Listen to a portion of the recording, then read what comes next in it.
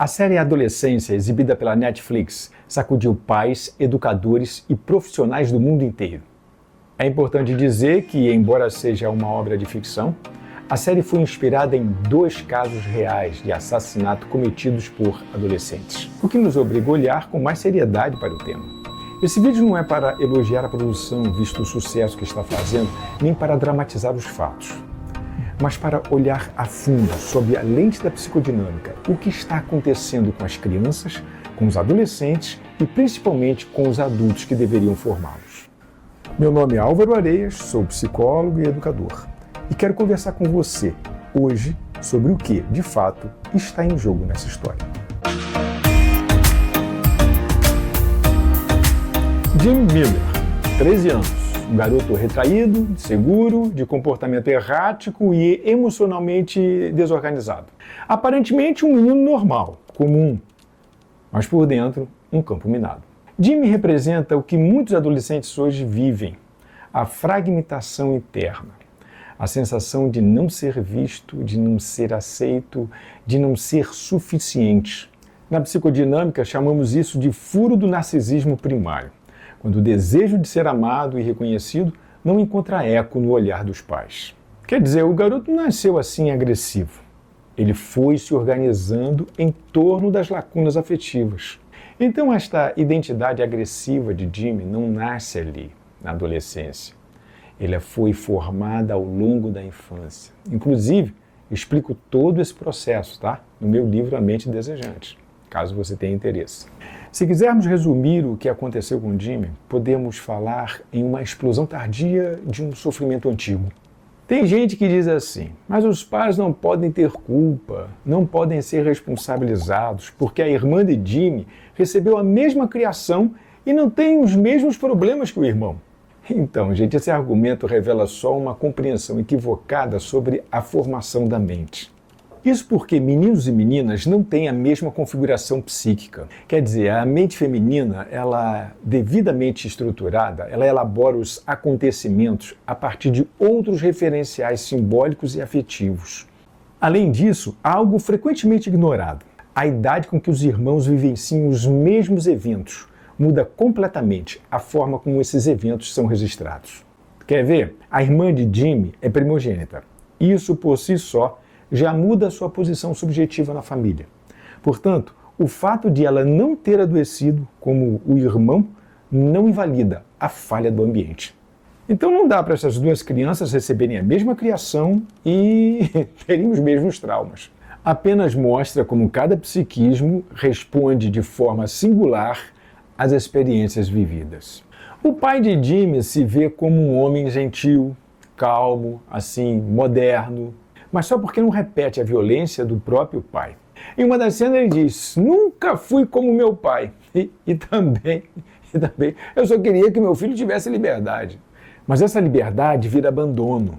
Porque quando o garoto mais precisa de alguém que o ajude a pensar e a se conter, ele recebe silêncio. Ou então um surto de raiva acumulado.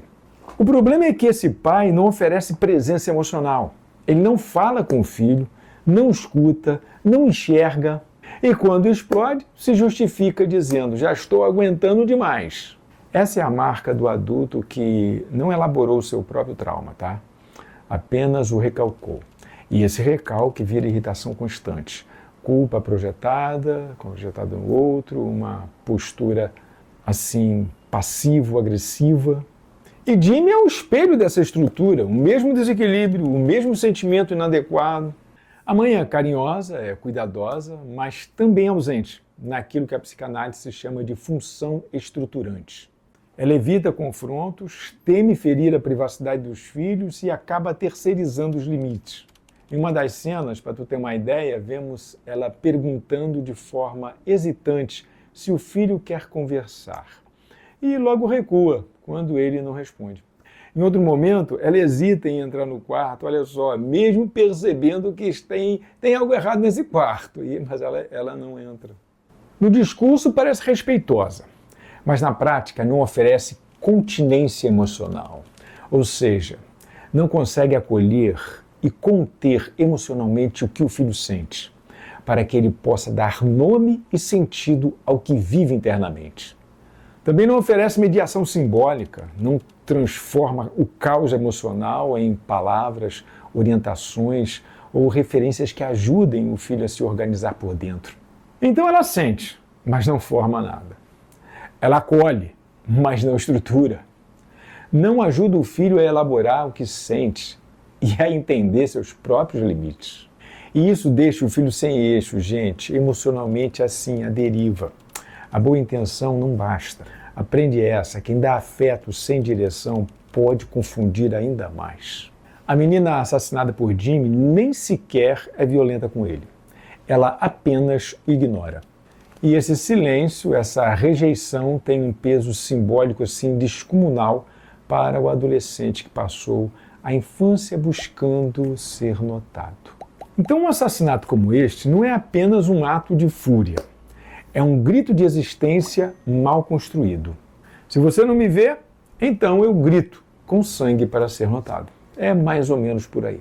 O investigador é um pai que trabalha com detalhes, observa pistas, lê comportamentos, desvenda verdades escondidas, mas não percebe o próprio filho. Um filho que sofre bullying, que tenta esconder suas dores, que sente vergonha da própria existência. E esse pai não está vendo nada disso. O contraste entre o pai dedicado ao caso e o pai ausente na família é chocante, gente.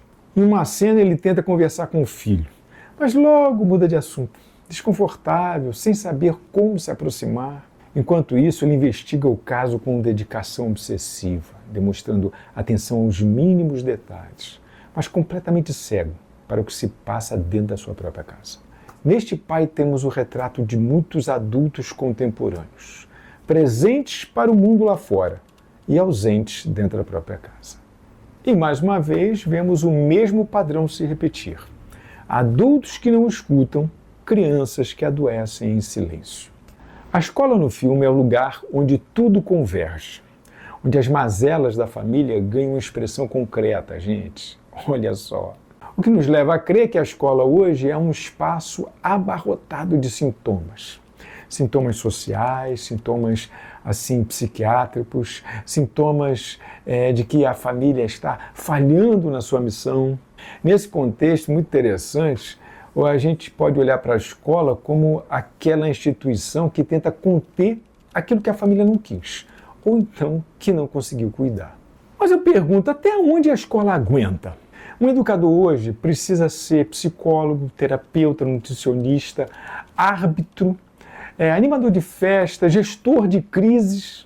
E a pergunta que fica é, a escola como está hoje, é viável para quem quer educar de verdade? Ou será que temos que reconstruir o pacto entre família e escola para que cada um ocupe o seu lugar de uma forma mais honesta e funcional? Gente, o trem descarrila muito antes do adolescente explodir.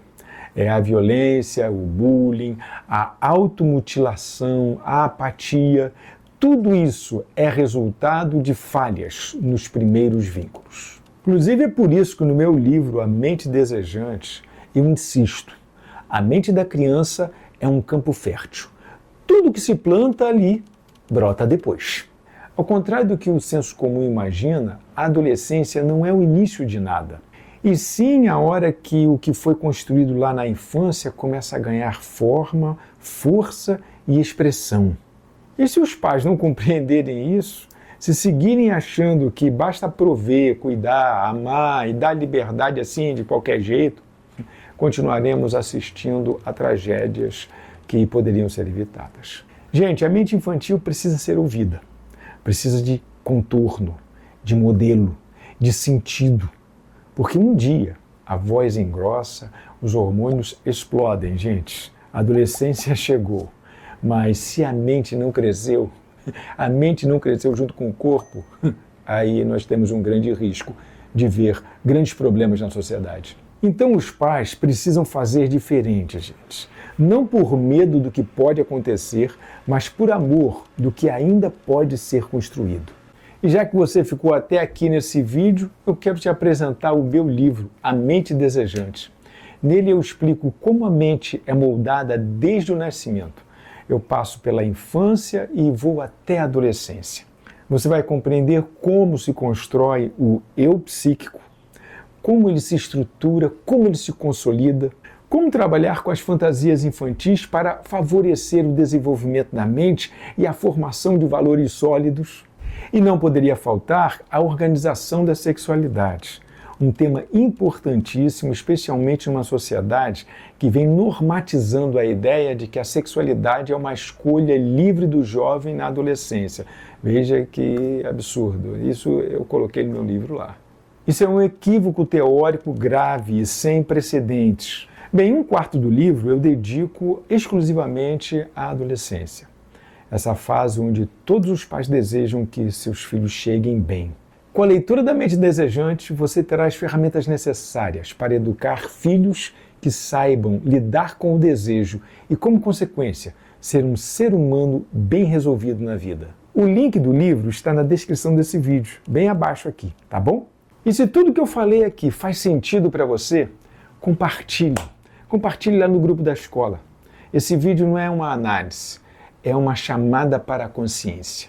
O futuro começa com o que os pais fazem agora. Tá bom? Até a próxima, gente!